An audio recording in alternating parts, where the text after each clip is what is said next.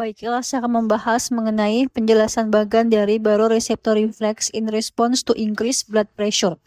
Di sini adalah gambaran ini menjelaskan refleks baroreseptor saat tekanan darah naik.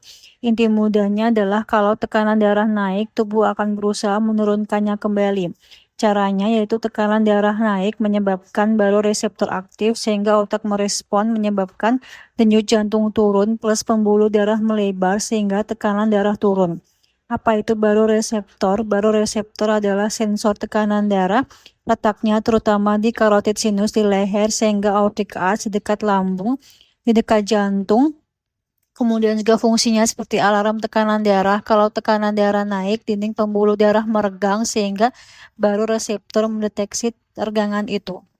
Nah, saat tekanan darah naik, misalkan tekanan darah meningkat, maka dinding pembuluh darah meregang, otomatis menyebabkan baroreseptor terstimulasi. Baroreseptor meningkatkan sinyal ke otak. Pada gambar tertulis yaitu baroreseptor meningkatkan firing, artinya baroreseptor semakin sering mengirim sinyal dikirim ke otak, yaitu sinyal dari baroreseptor dikirim ke pusat pengatur jantung di batang otak, yaitu cardioregulatory center. Sederhananya, baroreseptor kasih otak tekanan darah terlalu tinggi. Sehingga 4 adalah otak memberi respons. Otak akan menurunkan tekanan darah dengan cara A. Meningkatkan parasimpatis, yaitu parasimpatis adalah sistem istirahat, efeknya ke jantung, denyut jantung turun, aktivitas SaNO turun, aktivitas AV-NO turun, akibatnya heart rate menurun. B yaitu menurunkan simpatis. Simpatis adalah sistem fight atau flight. Kalau simpatis diturunkan, kontraktilitas jantung turun, pembuluh darah melebar, tekanan darah turun, akibatnya kontraktilitas turun plus vasodilatasi. Hasil akhirnya adalah karena parasimpatis naik dan juga simpatis turun, maka terjadi denyut jantung turun, kontraktilitas jantung turun, pembuluh darah melebar, tekanan darah turun.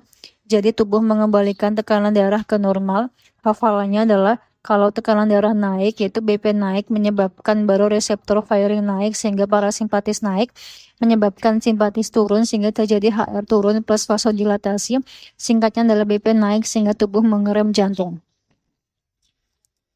Hubungan dengan kasus pasien atesi atau kerah, yaitu pada kasus tadi pasien pusing hampir pingsan saat membetulkan kerah mengencangkan desi, itu bisa menekan yaitu carotid sinus. Tekanan pada carotid sinus menipu tubuh seolah-olah tekanan darah tinggi. Akibatnya baroreseptor aktif berlebihan, lalu tubuh merespons dengan parasimpatis meningkat, denyut jantung sangat turun. Bisa terjadi sinus pause, aliran darah ke otak turun, pasien merasa mau pingsan. Ini disebut carotid sinus hypersensitivity.